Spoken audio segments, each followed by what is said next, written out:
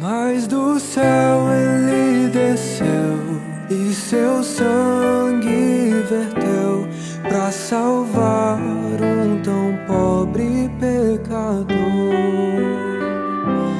Foi na cruz onde um dia eu vi meu pecado castigado em Jesus. Foi ali pela fé que os olhos abri e agora me alegro em sua luz. Mas do céu ele desceu e seu sangue verteu pra salvar um tão pobre pecador. Foi na cruz onde um dia eu vi meu pecado castigado em Jesus. Foi ali pela fé que os olhos abri e agora me alegro em sua luz.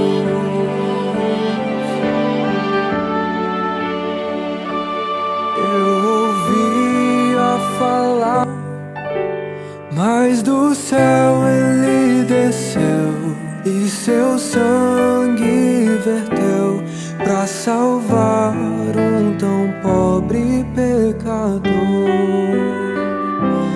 Foi na cruz onde um dia eu vi meu pecado castigado em Jesus. Foi ali pela fé que os olhos abri e agora me alegro em sua.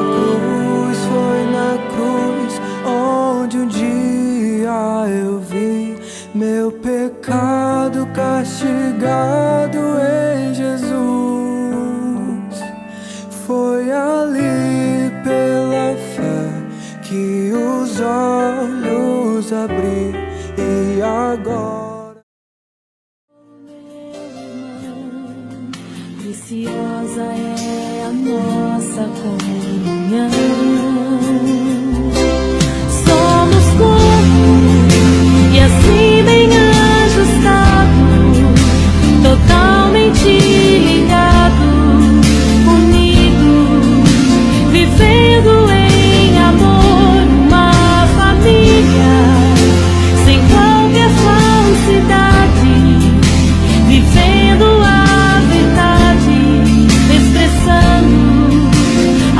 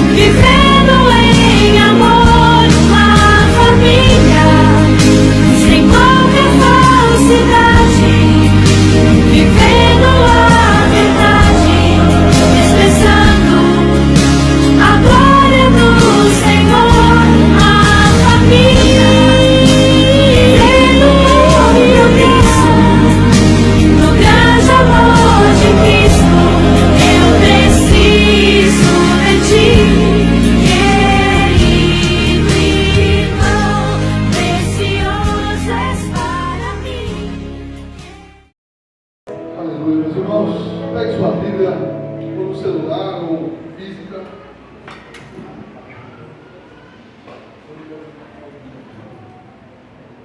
Romanos 6, do 1 ao 7. Aqui é uma passagem do 1 ao 14, com o mesmo tema. É a mesma. Paulo está falando sobre o mesmo assunto, mas nós vamos ter que dividir ele aqui, talvez em 2, 3 pregações, para que nós possamos abordar, tá bom? Então o tema da mensagem de hoje é torne-se quem é. Então esse vai ser o tema da mensagem do domingo que vem. Hoje nós vamos abordar a questão dos mortos para o pecado, tá bom? Então Romanos 6, do 1 ao 7. Que diremos então?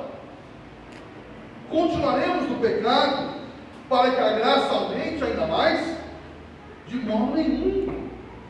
Como viveremos ainda no pecado? Nós que já morremos para ele? Ou será que vocês ignoram que todos nós que fomos batizados em Cristo Jesus, fomos batizados na sua morte? Fomos sepultados com ele na morte pelo batismo, para que como Cristo foi ressuscitado dentre os mortos, pela glória do Pai, assim também nós andemos em novidade de vida. Porque se fomos unidos com ele na semelhança da sua morte, certamente o seremos também na semelhança da sua ressurreição. Sabendo isso, que a nossa velha natureza foi crucificada com ele, para que o corpo do pecado seja destruído e não sejamos mais escravos do pecado. Pois quem morreu está crucificado. Pois quem morreu está justificado do pecado. Senhor, nós oramos.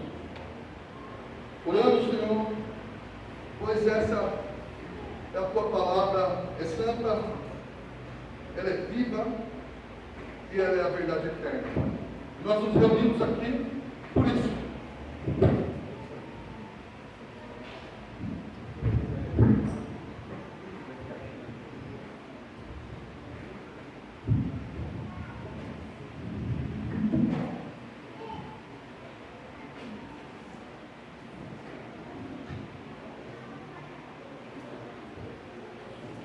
Senhor, nós nos reunimos aqui por isso, Pai.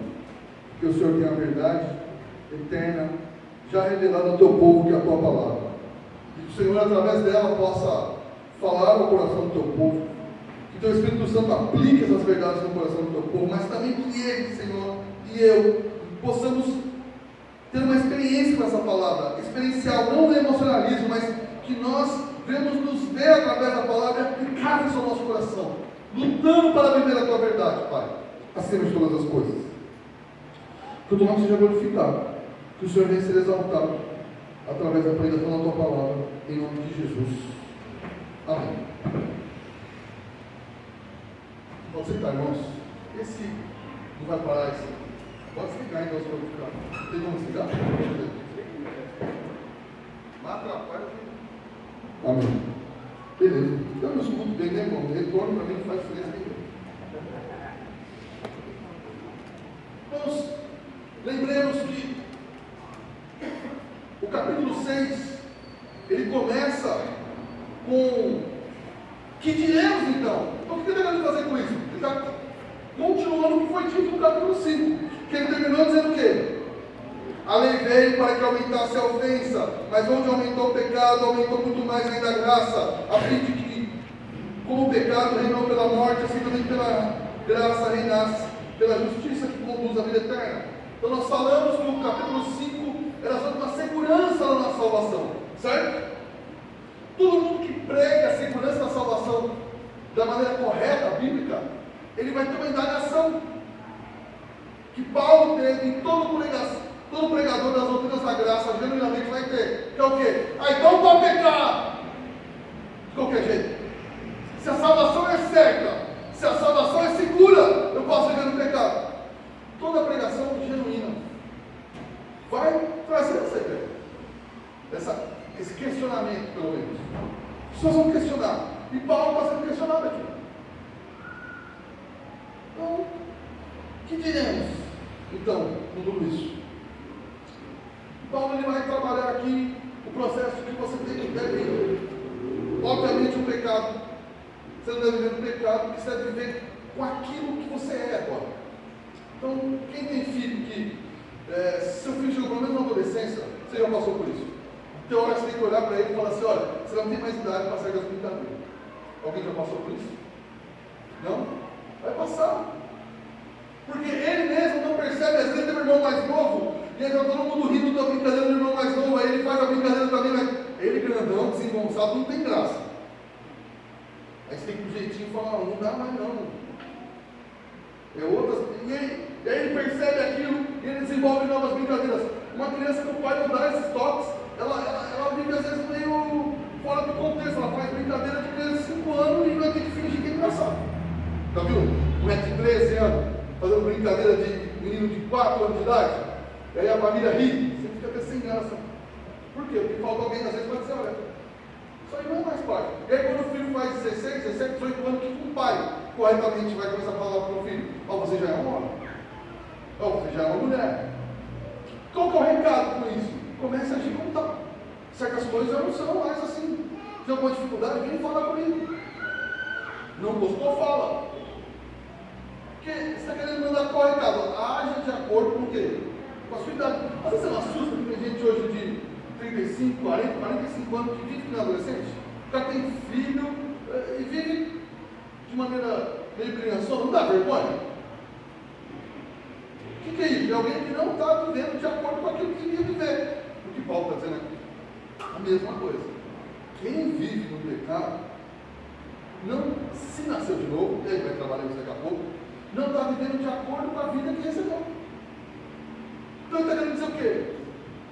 Quem nasceu de novo e tem segurança da salvação, não vai viver uma vida de pecado. Porque não combina. Ele não vai aceitar viver assim. Compreende? Essa é a ideia. Paulo vai trabalhar aqui. Viva de acordo com aquilo que você é. Torne o que você é. Você já foi feito assim no poder do Espírito Santo. Na sua conversão. Algo foi alterado. Transformado. Você foi. Não foi uma pequena mudança, foi uma alteração genuína. Então viva de acordo com isso. Houve uma transferência de domínio. Você era dominado pelo pecado. E agora você não é mais. Então você tem que viver assim. Qualquer desculpa, não, eu faço isso porque não tem jeito, isso me domina. Isso não é conversa de crente. Entende? Então vamos trabalhar aqui. Que diremos então? Continuaremos a pecar? Então é uma pergunta, primeiro justa, tá? Justa. Você é tão seguro, se a justificação foi tudo, então eu posso viver de qualquer jeito? Qual é a resposta dele, irmão? De modo nenhum. Quem entende um pouco do grego sabe que é uma questão ainda mais enfática que nós não conseguimos falar na nossa língua. É como se ele desse um sonoro não! Hipótese nenhuma! Não combina, não tem a ver, não faz sentido. Se você nasceu de novo, não é que você pode ou não pode, você não vai viver no pecado. Não pode, de maneira alguma, em hipótese nenhuma. Essa é a afirmação de Paulo. Aí, a pergunta é: continuaremos no pecado para que a graça abunde mais? Então, aonde abundou o pecado? Super abundou a graça, porque ela não peca mais, mas tem mais graça. Mas se você olhar a pregação da hipergraça, que se chamava antigamente, já falei aqui, tem que ser essa teologia antinominismo, hoje nós damos o nome de hipergraça. É isso. Não, o pecado aumenta a graça, então se você peca, fica feliz, que é isso mesmo, e tal. Paulo está dizendo, não pode ser nenhuma isso. Isso não é pensamento cristão. E aí ele vai dizer, como viveremos no pecado, se para ele diz o quê? Você vai morrer? Ou morreu? Morremos. O que diz no seu texto? É uma coisa que vai acontecer ou que já aconteceu? Já aconteceu, certo? Você morreu. Óbvio que aqui nós corremos um risco se não pregarmos direito. Podemos cair na doutrina que John Wesley falhou gravemente, crendo na doutrina da perfeição cristã. O que é a doutrina da perfeição cristã? Ele pega textos como esse e diz assim: olha, você tem que chegar no nível de nunca mais pecar. Não peca mais. Está gostando de John Wesley? ele errou gravemente. Então ele desenvolveu uma doutrina que o crente ele cresce de uma maneira que chega um estágio, um dia que ele não peca mais. Se torna impecável. Eu vi um pastor, dois pastores na vida. Uma vez foi lá em Curitiba, alguém que eu não conhecia no congresso, ele pregando a doutrina da impecabilidade. Nós temos que chegar nesse nível de não pecar em algum momento da vida. Eu nem vou debater muito isso, porque não. Até eu conheci um amigo, não sei se alguém já conheceu alguém que cria nisso, eu conheci uma pessoa. E ele defendia isso, e eu falei para ele, eu faço o seguinte, ó, vive isso aí. Da onde eu vejo, tu está pecando ainda. Quando você conseguir ficar sem pecar, eu retorno aqui. E nós vamos discutir esse assunto. Então, não é uma coisa nem para ser discutida entre nós, não. Porque Paulo pecou? Pedro pecou? Pedro tanto pecou que Paulo adverte ele na vida do mundo. Certo? O único que não pecou foi Jesus Cristo. Essa doutrina ela é um erro. Mas também, aquela doutrina que é o seguinte, não, nós vamos pecar sempre, por palavra, por pensamento, nós pecamos a cada segundo. Isso aqui está errado também. Nós somos libertos desse poder, mortos para esse poder. Só tinha uma maneira, ou Cristo matava a lei, que revelou o pecado, ou ele matava a gente. Alguém tinha que morrer para acabar esse casamento. Ele, na morte dele, nós morremos com ele, porque aí morremos para o pecado. E aqui morrer para o pecado, não, é para tudo. John Stott explica isso perfeitamente. Para tudo que estava em Adão, você não está mais na mesma posição que Adão. O que o pecado podia fazer com Adão? E fez. Não pode mais fazer com você. Não é que você não peque mais, mas aquele domínio, aquele governo do pecado não existe mais. Havia uma culpa do pecado, certo? Governo do pecado que te levaria à morte pelo pecado. Justo? Adão isso? Isso não acontece mais com você. Não há sobre você a culpa, não há mais sobre você o domínio, por isso que você pode lutar contra o pecado. Aí você fala para mim, pastor, mas eu luto contra o pecado. Não, mas é isso mesmo. Você não percebeu antes, você não lutava, você estava entregue ao pecado. Se você é colega, amigo de pessoas incrédulas, você percebe que eles fazem projetos para pecar, porque o que dá alegria é pecar. Então, espera o final de semana para fazer tal coisa que é pecado, que assim vai se alegrar. Isso, o crente genuíno não tem mais. Eu sei que alguém vai dizer, olha, o crente nunca peca planejando pecar. Mentira, tu já pecou. Você fala, vou encontrar aquele miserável, vou falar as porras aí. Você planejou fazer isso. Então, não estou dizendo nesse sentido, mas no sentido seguinte, o domínio do pecado. A Bíblia diz que quando emprega o homem é do que do pecado? Não. Amigo? Não. Escravo. Escravo tem opinião? O pecado não dava, e o que o homem fazia? Respondia ao pecado. Esse domínio do pecado completo, ele foi retirado na conversão, na cruz de Cristo, para todo crente. O domínio do pecado foi quebrado, a culpa do pecado foi quebrada, e o poder do pecado de matar a gente, de morrer, de levar ao inferno, o salário do pecado também foi retirado. É nesse sentido que ele diz, você morreu, o pecado não te domina mais. Essa ideia está lá em Efésios 4, 22, que vai falar que nós temos que nos despir do velho homem. O velho homem é as nossas maneiras. Então você tinha uma maneira de pensar, eu falei isso hoje de manhã, sobre pensar biblicamente, certo? Então você tinha uma maneira de pensar, uma maneira de refletir, uma maneira de enxergar a vida. Você tem que substituir isso por um pensamento qual? Bíblico, uma cosmovisão bíblica. Isso é o quê? Isso é se desfazer do velho homem. Porque o velho homem tinha uma maneira de pensar. E ela não sai instantaneamente na conversão. Isso é o trabalhar de despojar do velho homem, está lá em Efésios 4, 22. Mas aqui não é o mesmo assunto. Aqui está dizendo o seguinte: a sua posição em Adão foi retirada. Você não consegue estar com os dois no pé nessas duas canoas. Você não está em Adão e em Cristo. Ou você está em Adão, ou você está em Cristo. E como ele está falando para o justificado, ele está dizendo, você, justificado, você morreu no pecado. O pecado não te domina mais.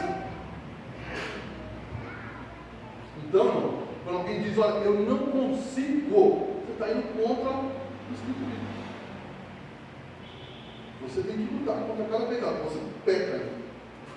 Tem que correr, arrepender. Mas mais que isso, você tem que lutar. Aquelas dificuldades que você tem na sua vida, aquelas lutas que você tem, cada um tem a sua. Você deve lutar contra. Por que você deve? Porque o Senhor já tirou o Espírito Santo e no Espírito Santo, não em você, poder para lutar contra isso. Não há mais domínio. A discussão não é a seguinte, que infelizmente é uma discussão infantil no meio cristão. Crente fica endemoniado. A discussão não é essa. Não deveria ser. A discussão genuína é o seguinte: crente pode ser dominado pelo pecado. Às vezes ele se permite, mas ele não está mais nessa posição. Ele tem poder para lutar contra, ele tem poder para dizer não. Você não tinha poder antes da conversão de dizer não. Você dizia sim para o pecado. Você fala assim, mas eu não dizia sim para matar alguém, não estou falando nesse sentido. Mas quando você pecava e tinha orgulho de pecar?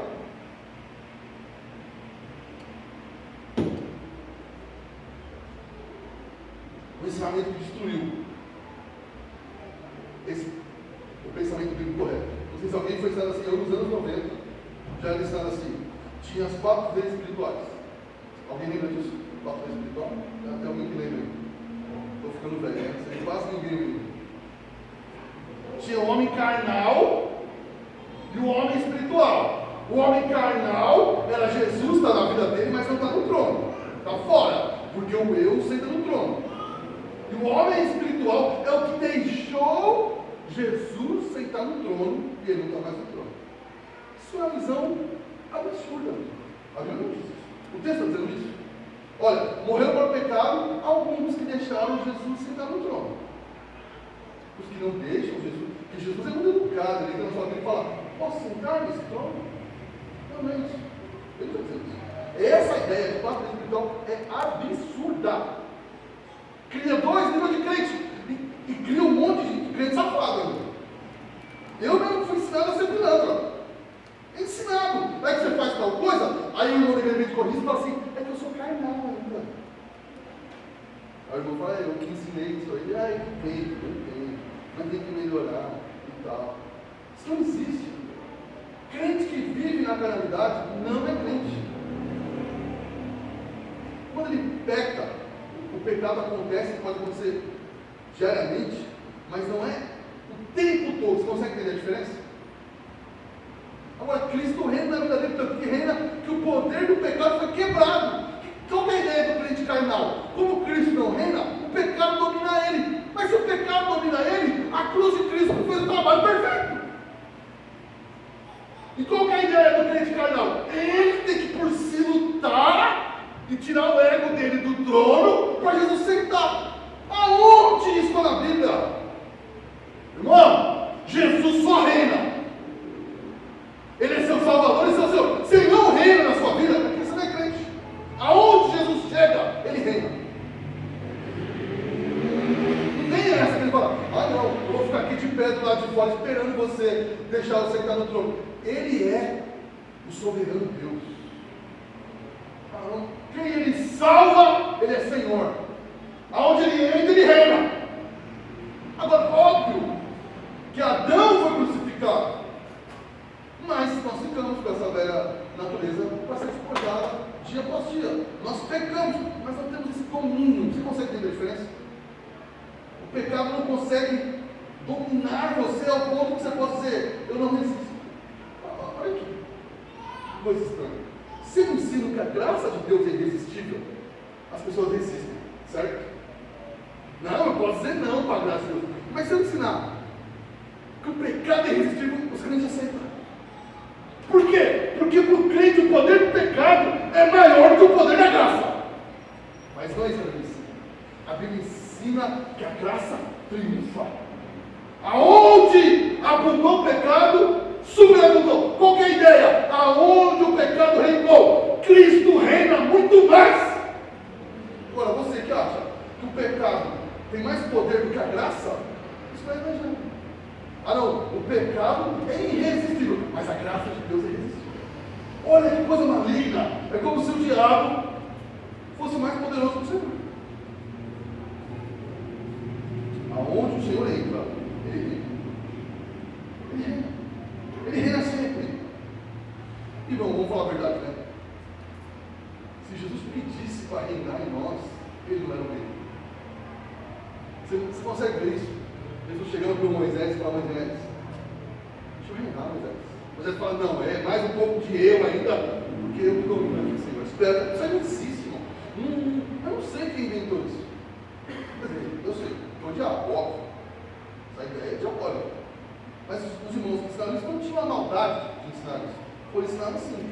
Mas essa ideia de que Jesus não reina é diabólica.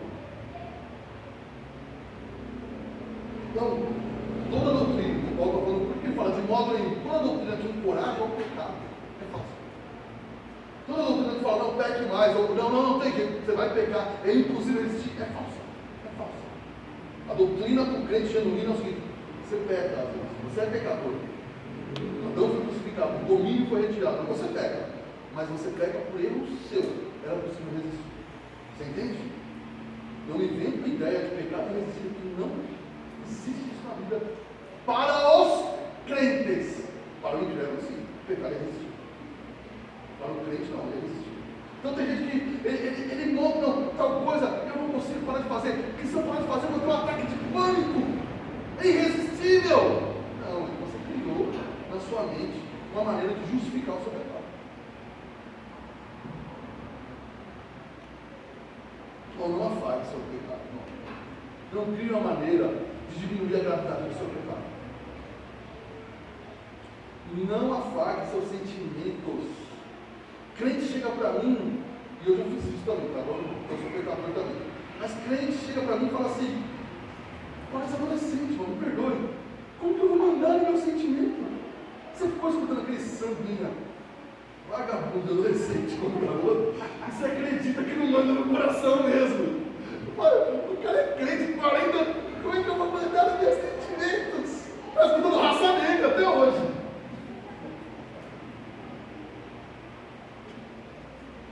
Não, os sentimentos não dominam às vezes. Eu não vou dizer que não. Mas nós temos em Cristo, poder para se libertar dos sentimentos.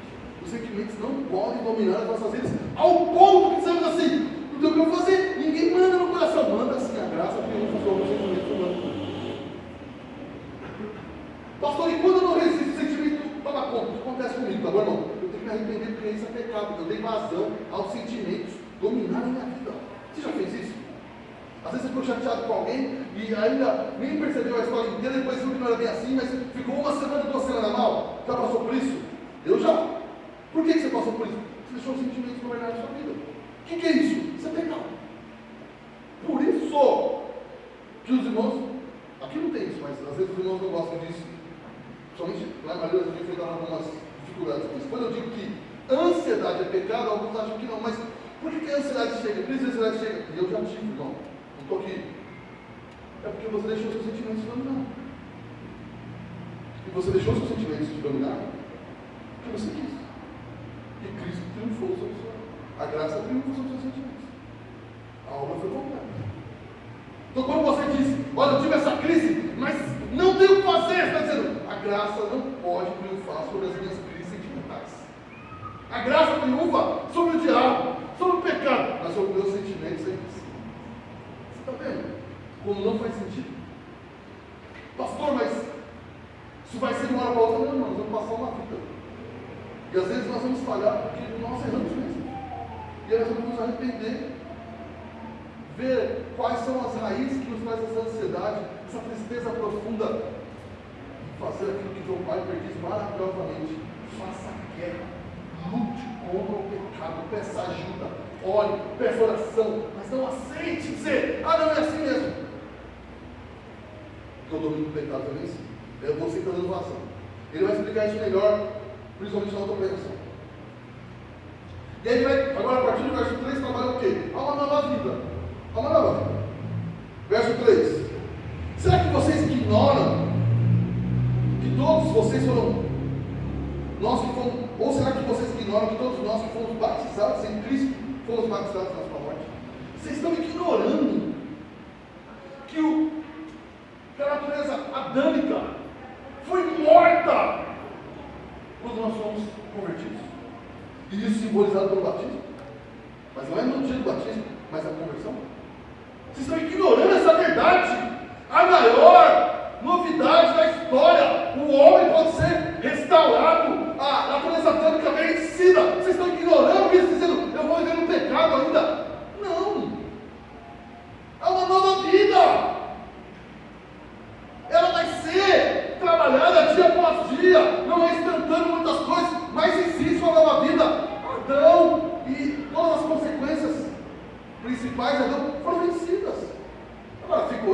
velha natureza para ser despojada diariamente? Sim. Mas ela não te domina mais. Quando você diz que ela te domina, você está ignorando que você morreu por Cristo Jesus. Bom, isso aqui é tão forte, porque é o seguinte: quando você coloca que a conversão não basta, a conversão é mais alguma coisa, você está ignorando que a cruz é completa. A obra de Cristo é completa. Tudo que alguém, se a pessoa nasceu de novo, realmente, não falsa conversão, e você diz, falta isso, você não é completo, não se parece com esse texto, não se parece com Efésios. Efésios 1 que diz para o crente, você foi salvo antes da fundação do mundo, tem todas as leis espirituais, tudo convergido em Cristo. Parece que está faltando alguma coisa? Romanos 6, está faltando alguma coisa? Ele diz, olha, vamos viver no pecado de modo nenhum, se caso vocês passarem por uma cura na alma. Se vocês fizerem as ofertas, se você... Ele está dizendo isso? Ele está dizendo, não, em Cristo vocês são completos. Qualquer ensinamento que diz que você tem que fazer algo para ser completo em Cristo, é errado. Hoje você é completo em Cristo, você nasceu de novo. Isso você vai desenvolver essa salvação? Vai crescer a fé? Ok, mas você já tem o Espírito Santo dentro de você. E quem diz que o pecado tem um poder que é irresistível para o crente, está ignorando a cruz de Cristo. Está ignorando que você morreu junto com Cristo. Irmão, está ignorando a maior verdade da história. E olha o que ele diz, ainda no verso 3. Vocês ignoram que todos nós fomos batizados. Batizados em quê, irmão? Em Cristo. Essa palavra em Cristo Jesus, Paulo vai usar no mínimo em todas as nossas cartas. Sempre Cristo. Essa união com Cristo. Você era unido a Adão. Você consegue entender isso? Levava a culpa de Adão, levava o domínio do pecado de Adão. Você era unido a Adão. E agora você está unido a quem? Você está unido a Cristo. Por isso que Colossenses vai dizer o quê? Você foi transportado do império das trevas para o reino. Vamos. Ele está dizendo o seguinte, ó, Jesus salvou, agora está no meio. Você tem que fazer muita força para chegar aqui, é isso que ele está falando? Não. Você foi o que é transportado, irmão? De uma vez você saiu daqui, veio para cá. Por quê? Porque ele é poderoso para fazer isso. Era impossível você dormir no império das trevas e acordar por si só no reino da luz. Mas em Cristo é possível. No dia da sua conversão, você foi transportado no império das trevas. Poder do pecado, domínio do pecado, a culpa do pecado, a morte do pecado foi retirada. Você foi trazido para o reino da luz. E as bênçãos estão em Cristo são suas. Como eu recebo isso? Não é como você recebe, você já recebeu. Como toma posse da bênção, pastor? Você já recebeu, essa é a realidade. Está aí.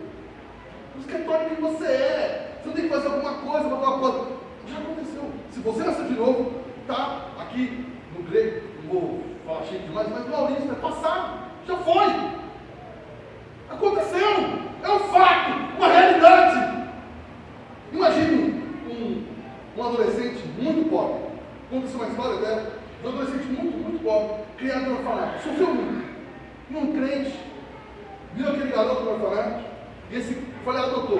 Bom, o garoto não sabia na adoção que o crente era muito rico.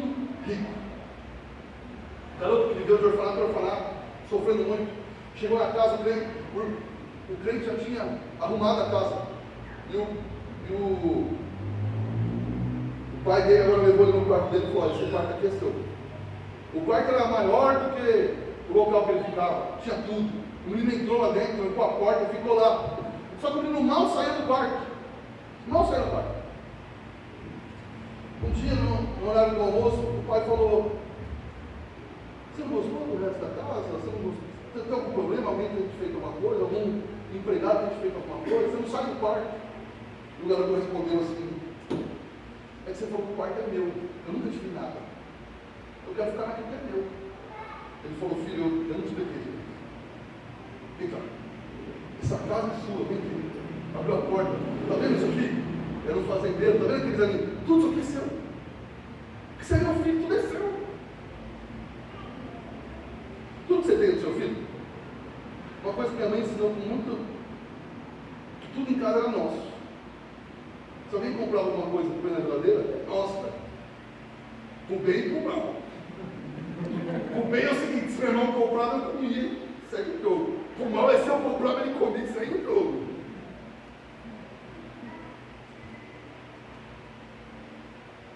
Mas nós achamos que o Cristo é assim, ele deu uma partezinha, né? E aí você tem que conquistar. Seu filho teve que conquistar as coisas na sua casa. Você falou assim, ó, você vai dormir na sala, mas se responder bem, você vai ganhar um quarto. Se responder melhor, um berço. É isso que você fez? Você faz o que com uma criança, seu filho? Você tenta conscientizar ele tudo que o pai tem, assim, cara, isso aqui é seu, você tem que cuidar de tudo comigo. Eu falo para as meninas, ó, os livros que o pai tem também é de vocês. Então quando alguém vai mexer, ela fala assim, não mexe aqui, meu pai não gosta. Depois ela fala comigo, meu pai falou aqui, quis mexer nos seus livros. Eu falei para mim, eu falei isso aí, deixa eu mexer não. Tem que entender que tudo é nosso. Agora quando você vai entender que todas as bênçãos em Cristo Jesus são suas. Você não tem que pagar pedágio para nenhuma delas. Você é filho. Quando o Pedro faz um almoço fantástico lá. Ele não faz. Ele fez lá, sei lá, uma carne maravilhosa. Fala, mas Pedrinho, como você não foi bem na escola semana, você vai comer esse ovinho separado. Nossa, você senta na mesa e come. É isso aí, Cristo. Agora, quando você não entende isso e acha que o poder do diabo é maior, ou que algumas bênçãos não são para você, você ignora a cruz de Cristo. Você morreu com Cristo e foi não só morto, como o pastor vai dizer, ressuscitado com Cristo. O hino antigo dizia, ele morreu a nossa morte, para quê? Para vivermos sua vida. O que está querendo dizer o hino? Todas as bênçãos de Cristo Jesus são suas. Isso é um fato. Então, isso torna a vida no pecado constante, um absurdo. Você entende? Um crente que vive no pecado, constantemente sem sentir dor por aquilo, provavelmente não é crente. Vou te contar duas historinhas que aconteceram comigo.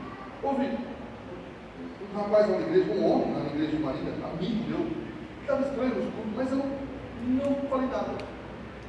Falei, às vezes é um momento e tal. Até que um dia, uns 3 domingos, ele não era daquele jeito, nem cartão. Falei, mas tá tudo bem? Vamos conversar ali no canto. Então eu fui falar com ele, ele falou, pastor, lá no serviço, tem uma mulher dando em cima de mim. E eu dei alguma razão, não aconteceu nada, não tem nenhuma troca, mas assim, eu deixei alguma coisa, eu queria que o senhor orasse por mim, eu estou incomodado só de ter dado algum espaço. Não aconteceu nada, a gente não tem. Mas eu não. Bom, isso é quem nasceu de novo. Ele já está sofrendo, porque ele já deixou algum espaço, e se ele continuar deixando espaço, vai acontecer o pior. Você entende? Eu vou te contar uma história. Um dia eu era obreiro na igreja, eu fiquei cuidando de um pastor que veio do interior,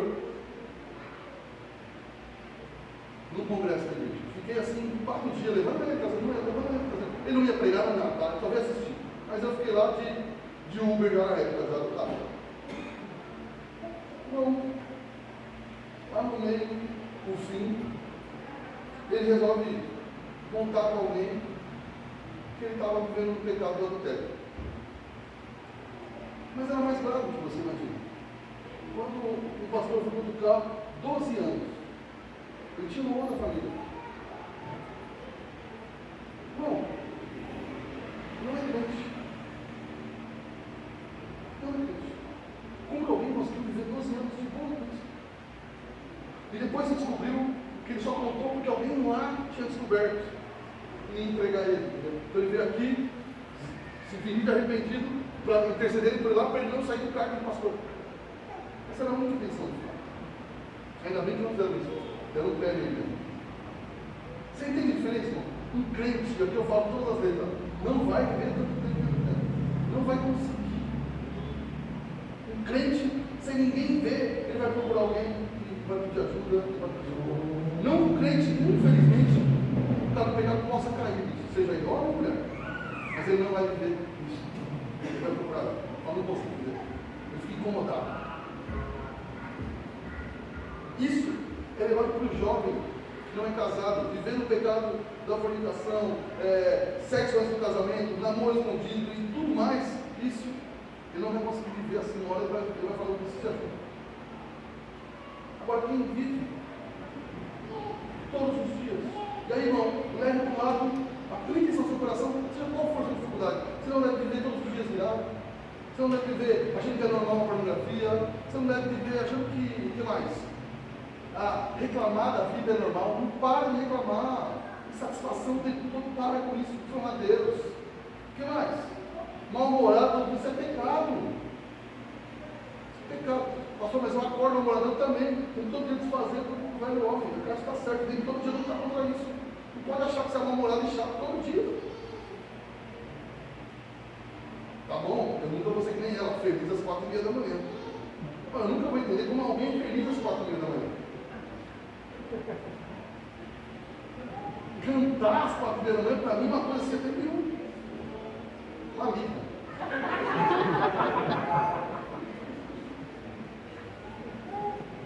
Se eu te falar oi 4h30 da manhã, é porque eu te amo. Se eu falar bom dia das famílias, eu te amo muito. Normalmente eu passaria direto.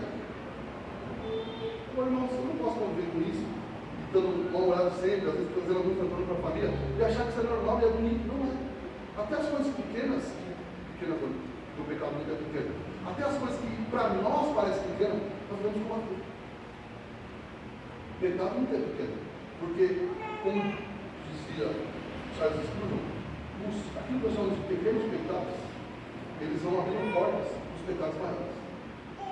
Você começa achando que aquilo é pequeno, mas aquilo vai dar entrada na coisa pequena. Então essa ideia desenvolvida aqui, verso 4, fomos sepultados com ele na morte pelo batismo, para que como Cristo foi ressuscitado dentre os mortos pela glória do Pai, assim também nós andemos na novidade de vida. Está dizendo o quê? Olha, Cristo foi ressuscitado pela glória do Pai. E você foi ressuscitado em Cristo Jesus pela glória do Pai. Antes de novidade de vida, o que é novidade de vida? Não é que vencendo sempre e tendo dinheiro. Não, novidade de vida é o seguinte: cada dia vencendo um pouco mais. E vencer não é dizer assim, não, eu nunca mais caí no pecado. Vencer é até aprender a se arrepender mais rápido. Então, nós casados temos facilidade, tanto os homens como as mulheres, acho que as mulheres um pouco mais, às vezes, falar, você precisa melhorar nisso, você precisa melhorar naquilo. Isso tem seu valor, isso é bom. Certo? Dizendo que sempre são os maridos, a esposa, mas as mulheres dizem aos maridos, os homens, as esposas, olha, acho que precisa melhorar mais. Isso tem seu valor. Mas se você fica só aí, é um problema. Se você não sabe admitir e olhar para o seu esposo, para a sua esposa, e dizer, olha, você melhorou aqui. Você arrepende mais rápido. Você é mais longânimo do que isso. Você venceu, tem vencido aquela. Perfeitamente, ninguém vai vencer nada. Mas você já. Nós temos que falhar com algo. Nós temos que pregar a nossa família. E quando você acha que, não, mas eu tenho a questão da exortação. Exortação no original, irmão, é saber corrigir e saber levantar. Só na pancada, sem exortação, você é chato mesmo. Você não sabe fazer com o seu filho. É corrigir, tem que melhorar, tem que melhorar, tem que melhorar, tem que melhorar. Se você não sabe admitir, olha, você tem crescido aqui no dia. Cuidado também com o elogio, muita parte de Cristo, tá? Hoje em dia é o seguinte, a criança desenhou a cabeça torta, nossa, temos um Van Gogh aqui. A criança escreveu 2 versos, o novo Dostoiévski brasileiro. Aí você faz mais mal para o seu filho do que bem. Ele acha que ele é excepcional mesmo. Aí ele vai na escola e tem 30 melhor que ele, vai voltar com isso.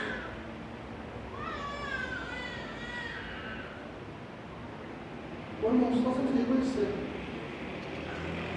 que aqueles que estão perto de nós, amigos também, têm crescido na fé. Será que você pode às vezes procurar algum irmão aqui e falar, se você tem contato com ele, tá? Não é para quem está, não estou te levando a mentir, não. Mas se você conhece, fala, não, tenho visto isso. Glória a Deus por isso. Deus tem te levado a crescer nisso. Você tem isso, irmão.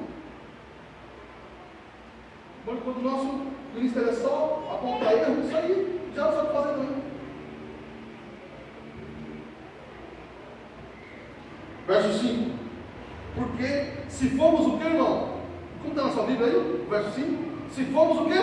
Unidos, amalgamados, unidos a Cristo, numa união impossível de ser desfeita.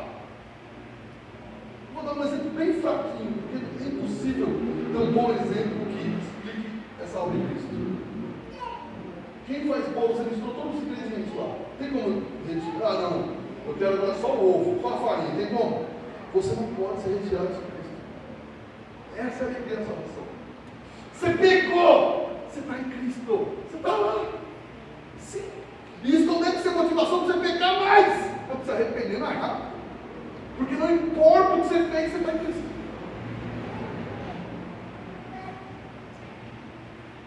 Você quer ver?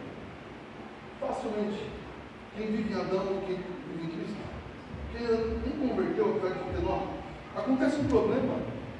Você tem que ficar convencendo aquele camarada que ele tem que pedir perdão, perdoar. E ele fica dizendo, não, mas eu não posso perdoar porque ele não pediu, porque eu não sei, porque eu não sei o quê, porque eu não sei o quê. É uma guerra. Agora você vai no crente, ele vai dizer o seguinte, não, o senhor está certo, mas eu não estou conseguindo. Isso é crente, está lutando porque o sentimento, porque as questões são duras ao coração. Eu reconheço isso, mas ele sabe a verdade. E eu passo por isso também. Mas o crente sabe, não fica inventando desculpa. Ele sabe que ele, por não perdoar ou não pedir perdão, ele está com problema. Não estou negando que a gente não passa por esse problema, mas a gente não fica inventando coisas. Outro exemplo bem claro, de uma mente mundana, adâmica, de que nasceu de novo. Morre alguém próximo da família. O que a mentalidade de Adão vai pensar? Não é no dia do velório. Vou te falar qual vai pensar. Só aproveitar mais a vida. Só aproveitar a vida. A vida passa muito rápido. Lá no velório, o cara está pensando, acho que eu não vou manter esse casamento, eu preciso curtir a vida. Vou ficar aqui só brincando, não tem problema, eu tenho que me alegrar. Eu tenho que viajar, eu tenho que passear. O crente pensa, mesmo que o crente não muita comunhão, lá no velório, ele fala, Senhor, tem misericórdia, preciso correr para Cristo. Ai, meu, está chegando a hora, podia ter sido eu. É o mesmo evento, mas em Adão tem um efeito. Aquele que está em Cristo tem outro efeito. O evento é o mesmo. A pandemia do Covid veio para todos, certo? Em parte da igreja cristã começou a assistir de casa, gostou de assistir só de casa, quis ficar em casa, agora nem assiste mais. Quer mais saber de igreja? Em Adão ele descobriu o quê? Poxa, eu podia curtir o domingo, hein, mano? Podia passear. Mas os que são de Cristo ficou, Senhor, devolve o culto. Quero ficar aqui não. Quero cultuar o Senhor. Sinto falta. Fica a tua graça. Você entende a diferença? O mesmo evento, que às vezes as pessoas que frequentam o mesmo lugar, coisas completamente distintas. Irmão, essa nova vida, ela não vai acontecer, ela já está em você. Ela já é completa em você. Você tem que parar de achar que não. Versos 6 e 7, para no final.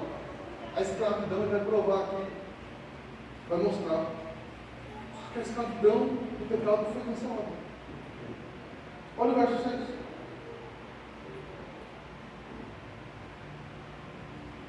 Sabendo isto, que a nossa velha natureza adâmica foi crucificada com ele, para que o corpo do pecado seja destruído. O que é isso, o corpo do pecado?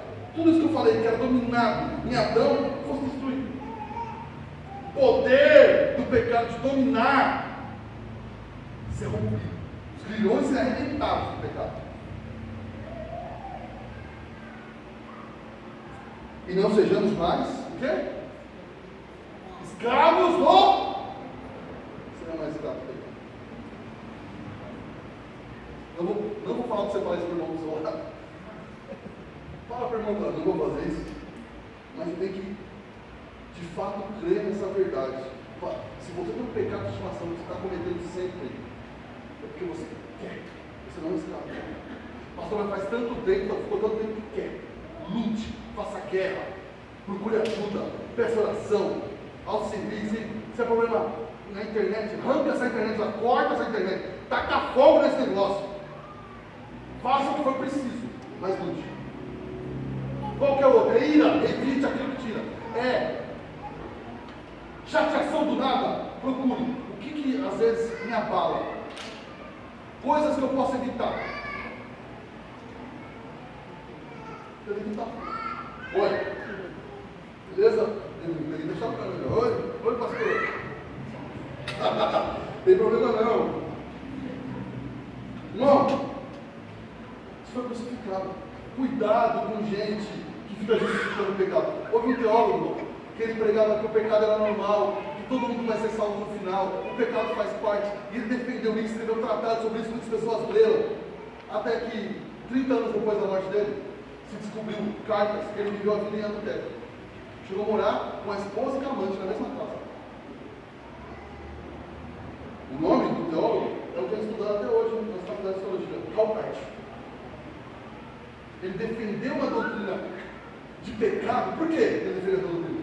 Porque ele viveu mesmo. Cuidado com gente que achava que não na vida, porque ele era defendendo a si mesmo. Eu lembro que quando começou, pelo menos onde eu estava, a doutrina da hipergraça, logo nós descobrimos isso também. Ela veio para cobrir as bolas espirituais. Não sei se isso pensado ou por arte mais maligna. Somente. Mas isso aconteceu. Não fala.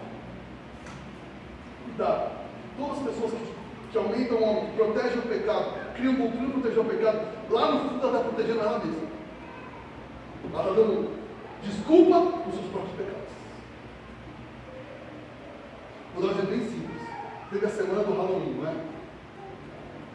O que eu passo toda semana do Halloween? Essa aqui mesmo, olha, a Inês Maria. 799 pais falando para mim: ah, que Halloween! Eu recebo toda pergunta assim, que eu vou gravar, elas vão mandar o áudio.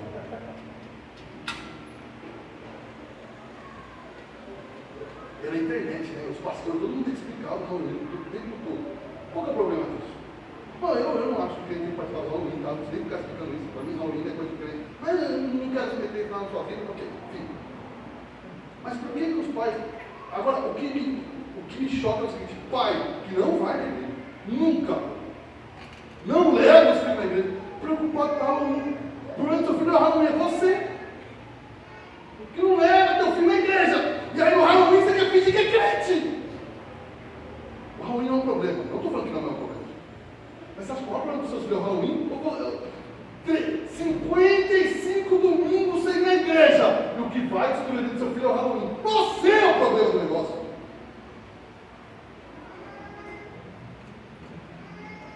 Você entende? Onde, para mim, às vezes não faz sentido eu ter que aconselhar as pessoas. Um amigo meu que voltou há 6 anos desviado. Você acha que minha filha pode participar do Halloween? Eu falei: eu acho que não. Acho que você devia levar ela na igreja. Ele ficar preocupado. Não, pai de filho ali dos 7 anos para cima. Aprenda uma coisa em nome de Jesus.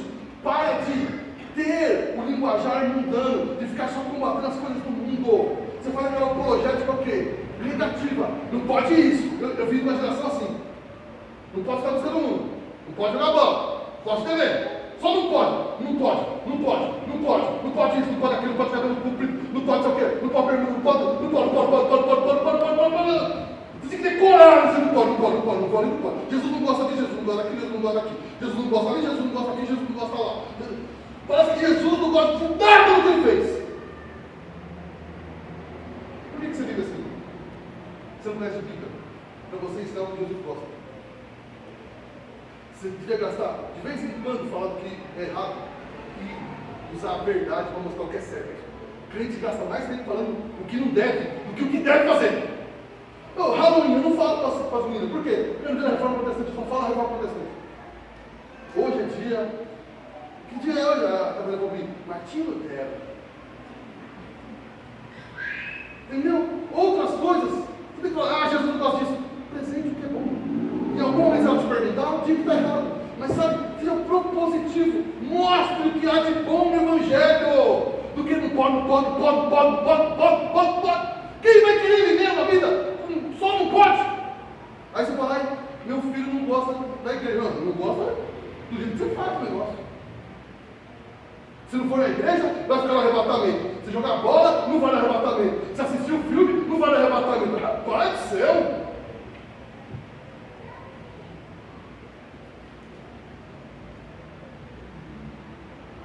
Aí seu filho erra, você fala para ele, Jesus não gosta de você.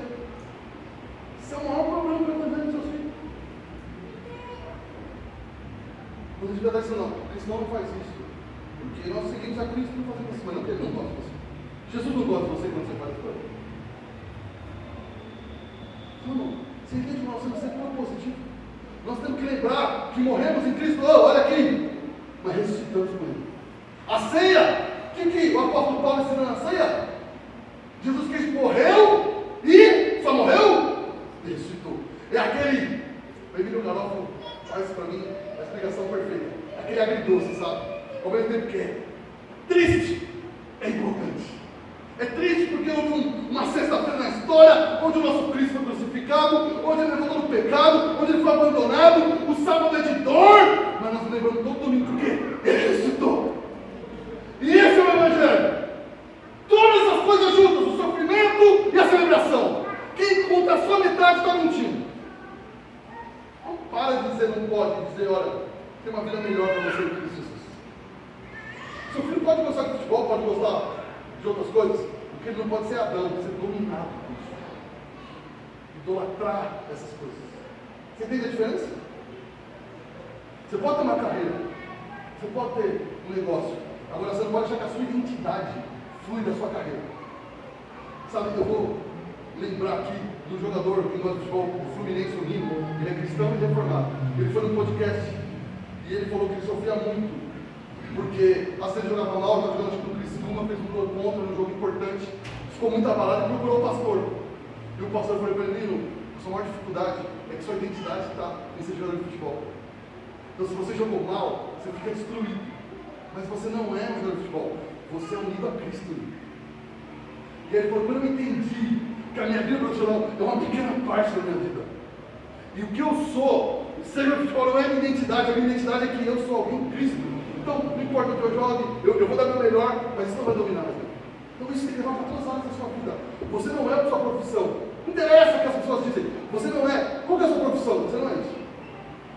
Você não é. Você é professor. Você é unido a Cristo.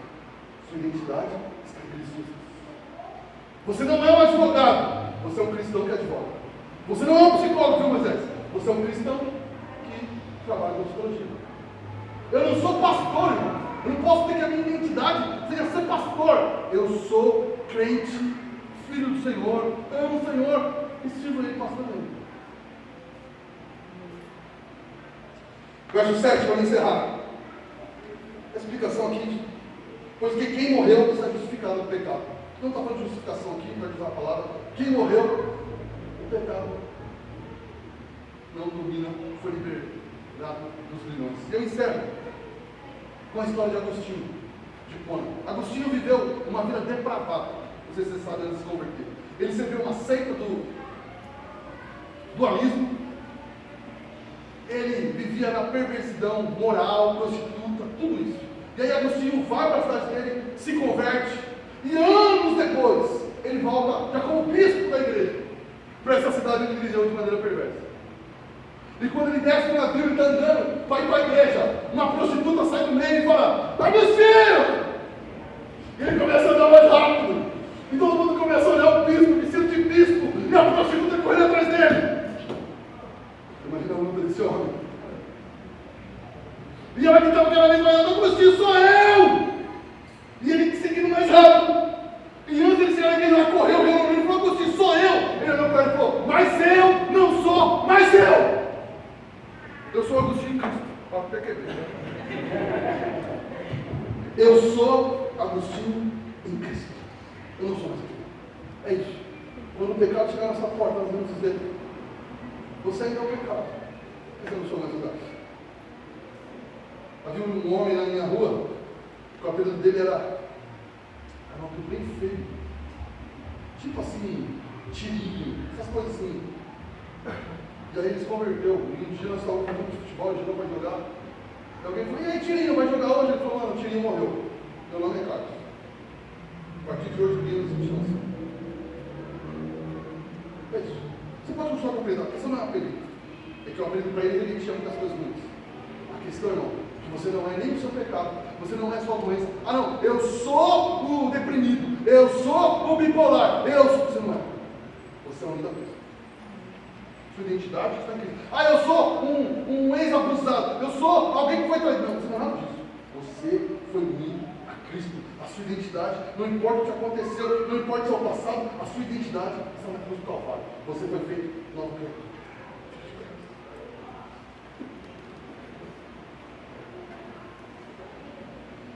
Irmãos, tenho certeza que às vezes você se decepciona com você, certo? Mas uma coisa nós temos que fazer, irmão. Nós não somos quem gostaríamos de ser ainda. Pelo menos eu não sou, eu não sei você. Mas o fato é verdadeiro.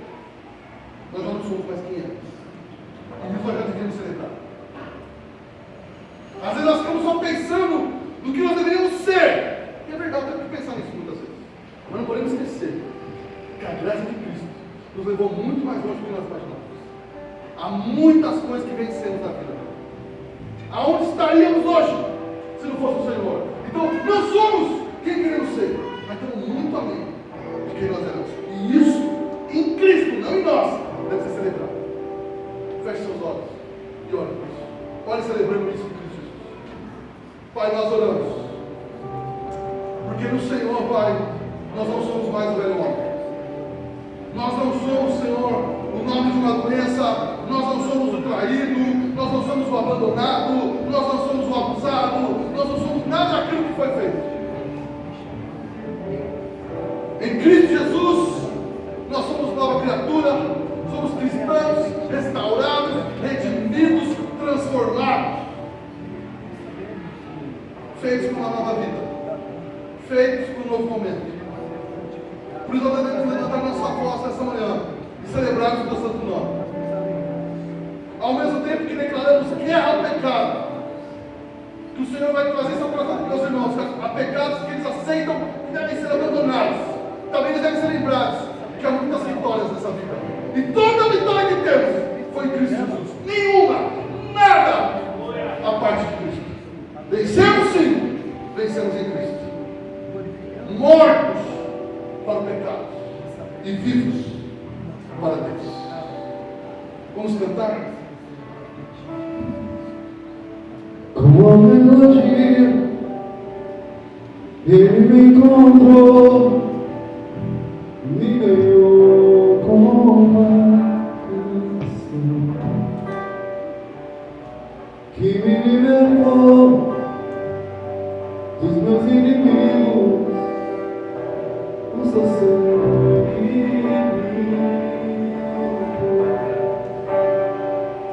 e eu não sou mais salvo dele. Eu sou filho de Deus. Glória ao Senhor. E eu não sou mais salvo dele. Eu sou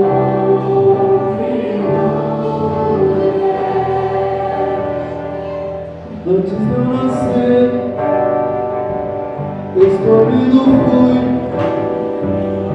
pelo nome me chamou. De novo nasci em sua família.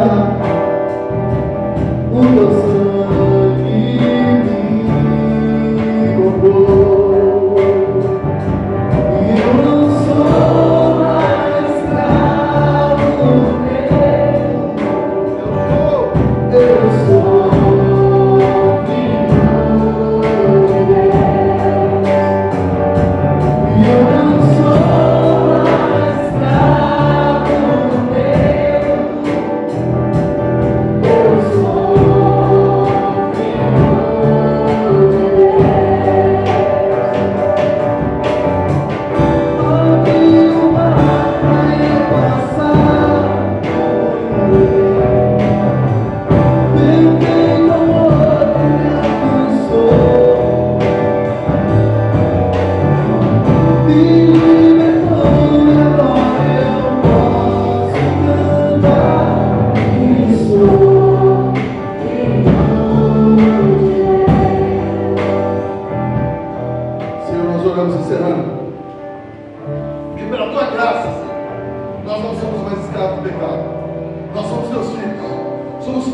fomos feitos família.